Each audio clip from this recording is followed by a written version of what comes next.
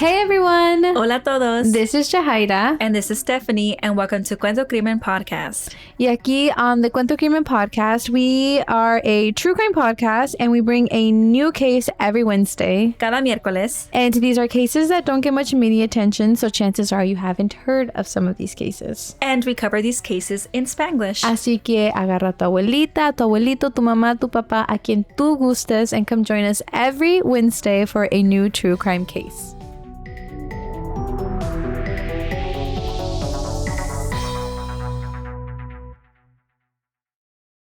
Ingrid nació en Juan Galindo Municipal, Puebla, en México.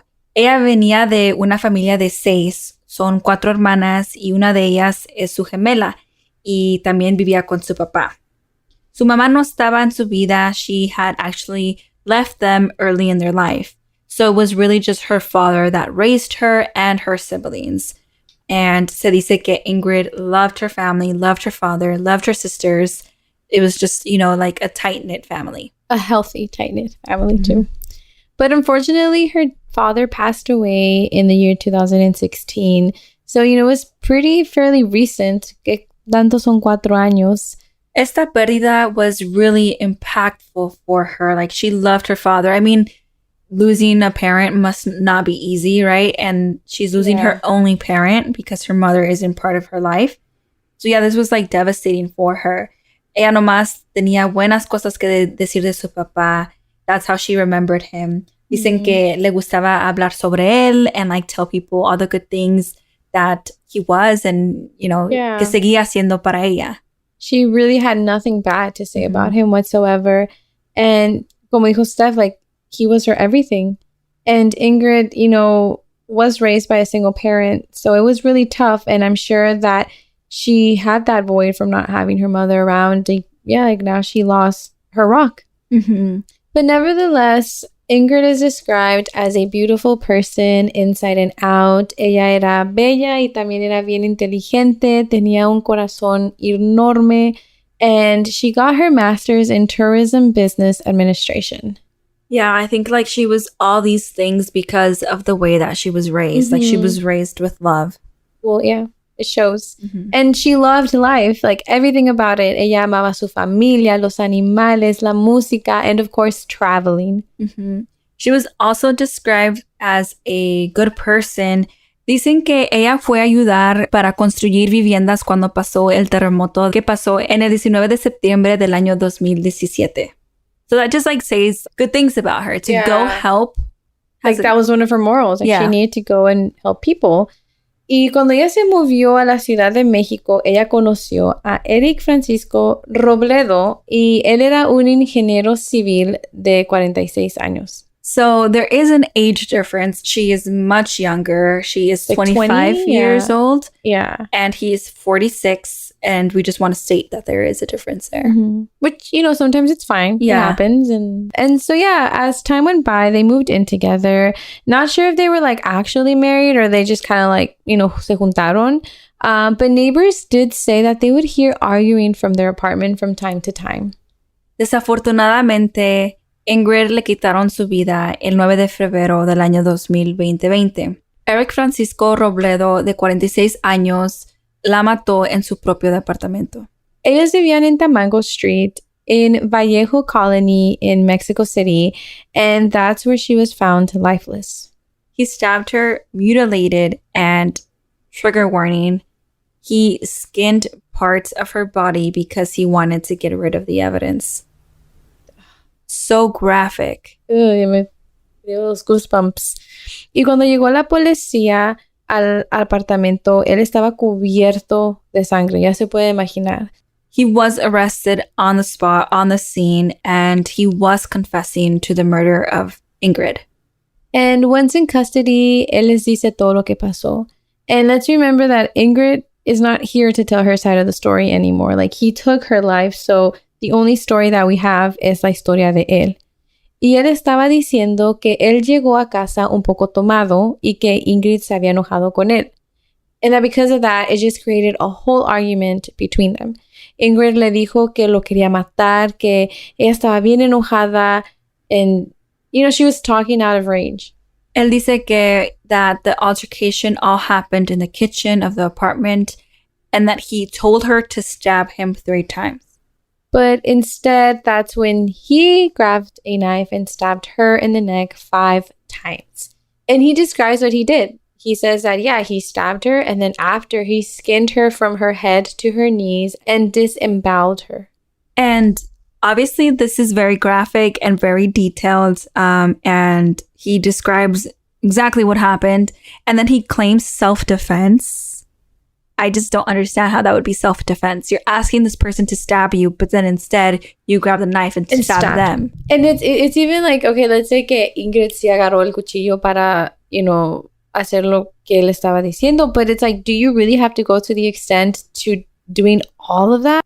This was way too much. Way too much. Like, okay, if it would have been self-defense, like, call the cops or whatever, but not to this extent where you make it so graphic and so brutal. And it gets worse because, como dijimos, este caso, it's very graphic.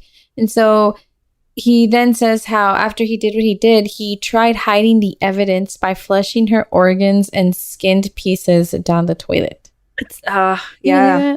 He also put some of her remains in bags and then just dumped them somewhere. Because he knew what he did. At that point, I can kind of like picture this man freaking out and knowing that he is responsible. Mm-hmm.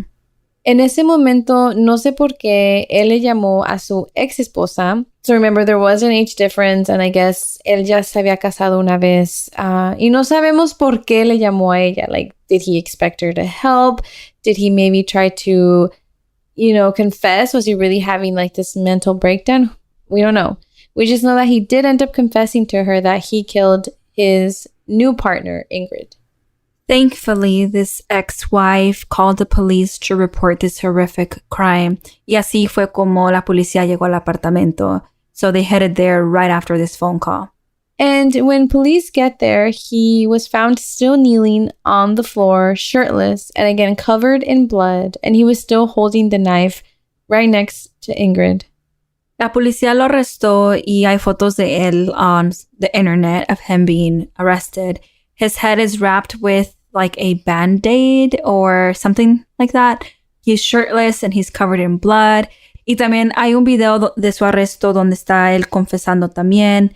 And I know we cover true crime, but I honestly couldn't bring myself to watch it and see his face. Like, I did see the picture, but I just couldn't see him talking, confessing.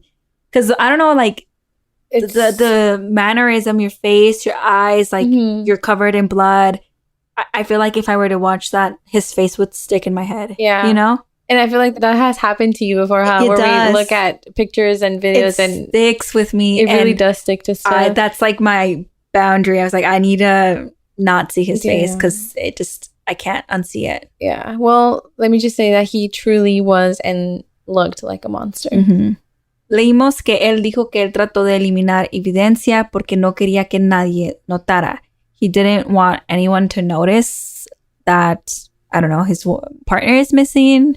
And that's the thing that I never understand. Like, people that make and commit these horrific crimes, do you really think that you're going to get away with it? And honestly, when we read the next thing, and it is really upsetting more than it already is. So, Erik dice que él trató de, to clean up and get rid of the mess, right? Because he didn't want people to notice. But he committed this very brutal murder in front of his 15-year-old autistic son. That's crazy. How? Why? Yeah. Can you just really not? I don't know. I don't know. I don't know what the heck was going through his head. To commit a crime in front of your son. It's horrible.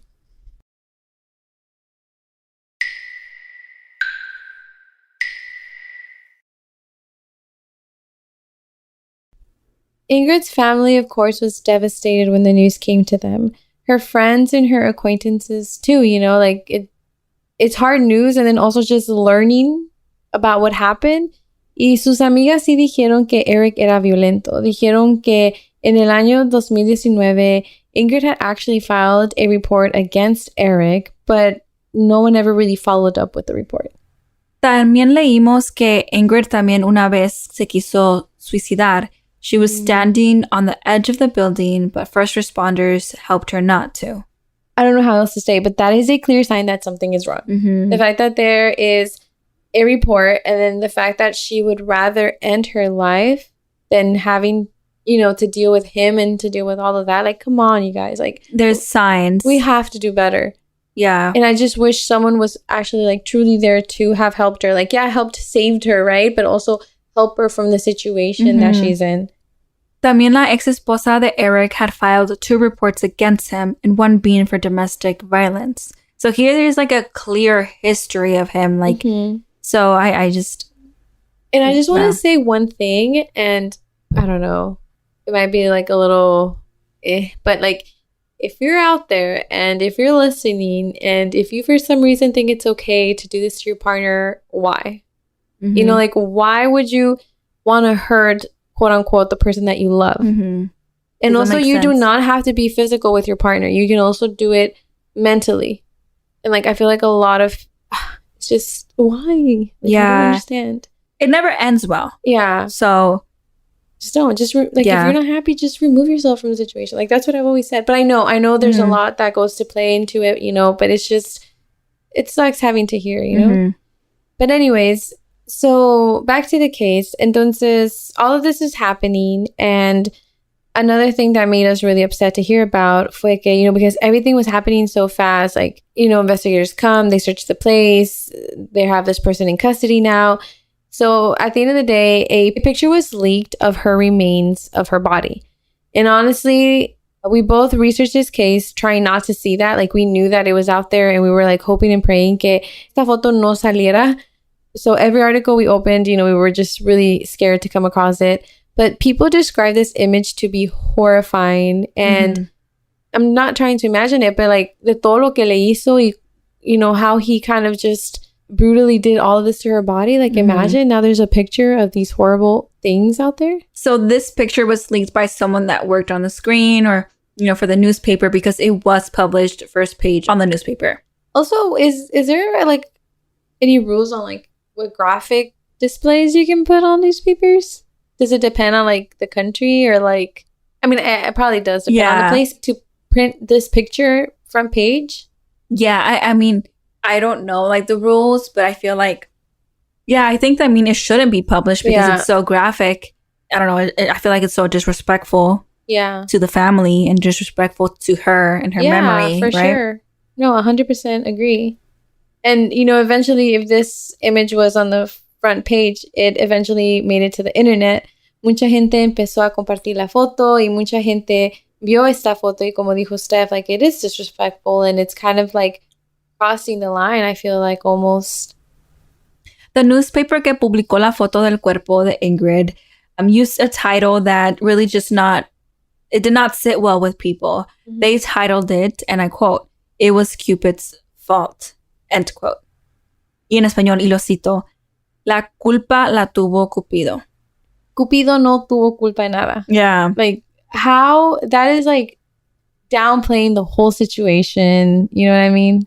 And disrespectful. You don't even know the full story. Right, like, yeah. Y como, I don't know, estaban como buscando culpable cuando el que era culpable ya había confesado. And I feel like también a decir eso, como que estás juzgando a Ingrid por no dejar la relación. Like, kind of like saying, because you let this happen in the name of love. That is not love. People did start posting images of Ingrid, but beautiful pictures of her and things, kind of to filter out the other image that was surfacing the web. Yeah, and I want to say, I think it worked because we didn't come across it. So that's really nice that, people were doing that, to get rid of that photo. The Mexico City prosecutor's office is still investigating the people who were at the scene. And of course, this is, trying to get to the bottom of who leaked this picture. And they are considering making it a crime to distribute images of victims. And I feel like that's a reasonable thing to do. And so esta foto, this image really started a whole movement porque, like, of course, people were mad. Like, her family was mad and just like the disrespect, right? So, of course, the whole country was enraged. And like what we said earlier, it started protests and And it really did, because there was hundreds of people would get together for, to protest. They protested all the way to the offices of La Prensa to really show their anger, Yeah, and there were a lot of people mad about this picture. And I think it also just goes beyond the picture, like the case, the fact that Ingrid trató de agarrar ayuda, pero nadie estuvo allí to fully support her with that. And then also just like the name of the article, like I feel like it was just everything. And so, protesters were burning the picture and they attacked a company van from the newspaper company. Like they were furious, and I feel like they had every right to be. We also read that protesters sprayed blood, like red paint, on the door of the Mexican presidential palace. Y México fue uno de los primeros países to classify femicide as its own crime. So now, I feel like this is shining light on crimes, right, that are targeted against women. So the definition of femicides is, and I quote, the killing of women on account of their gender, end quote. Femicide is also now like a common word. Like we're not a common word, but we understand the concept. Yeah. It's kind of known. But even though Mexico did do this, the CNN reported that in recent years, femicides have increased in Mexico. There's about 1,006 cases which were reported in 2019 compared to 912 cases that occurred the year before. So it went up. And it's true. Mexico faces a, major challenge in terms of violence against women. And if this case can bring focus to this issue, then I think there could be some good out of it. Yeah. I mean, in this protest, we still have to keep advocating for Ingrid y por todas las que pasaron por el mismo. And como dijiste tú, it's about the bigger issue, the femicide rate in Mexico. Ingrid was buried in her hometown, Nuevo Necaxa, and it's really sad. I think it's just a case that it's really gonna stick with me. It was horrible what happened to Ingrid, and I think this is a reminder to be careful with how we talk about true crime. And I love that, people were posting beautiful pictures of her and pictures of beautiful things to filter out that picture that shouldn't have been leaked. So I feel like that's nice, and how the community came together. Yeah. Is really nice to see. And I feel like when we first started this podcast, that was a big conversation on how we wanted our podcast to be. And I think for both of us, we wanted respectfulness to be a priority here. And I feel like, true crime is big, and a lot of people love true crime. And I feel like sometimes we get so into the gruesome cases and knowing about the awful things that happen to people. And I get it, it's true crime, pero al mismo tiempo, como siempre lo hemos dicho, estas son personas, real people, with real families and real feelings. And so I think being respectful, we definitely have to be a lot more mindful when it comes to all of that. Yeah. I mean, this could be a different topic. The fact that we like true crime is, I don't know, it's that. Why do we like true crime? That is true. Why do we yeah. I think that's a whole different topic that, we can unravel and learn about. But it's going into a philosophical conversation. A little bit. But, it's an interesting one, though. The least we could do right now is just tell these stories and try to make change, right? Yeah. And be respectful. And that is also why we talk about these cases. Yeah. Muchos de nuestros casos, as I'm sure y'all seen, the cases and the episodes are short, but it's because we kind of try to focus on cases that you don't hear about. We want to make sure that every single person who's missing is on that list. And we want to make sure that every person who was murdered and, their person responsible is still out. We want to make sure that their names are still out there and people are being aware of what's happening, And at the end of the day, Steph and I are both women of color. So, we stand with our women of color. Anyway, sorry, that was a little rant. But but Ingrid's case was really sad, y'all. And it was very disturbing what Erik did. She didn't deserve that. No one does. Erik Francisco Robledo was sentenced to 70 years after being found guilty of the femicide of Ingrid Escamilla. I'm just glad that he is behind bars and paying for this horrible crime.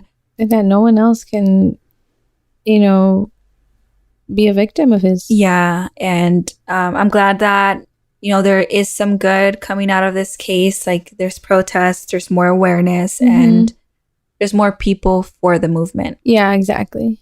There's still work to be done, but we gotta keep going at it. And so thank you so much for listening to today's episode. We hope that y'all enjoy these cases that are more international. And we will see you all next week.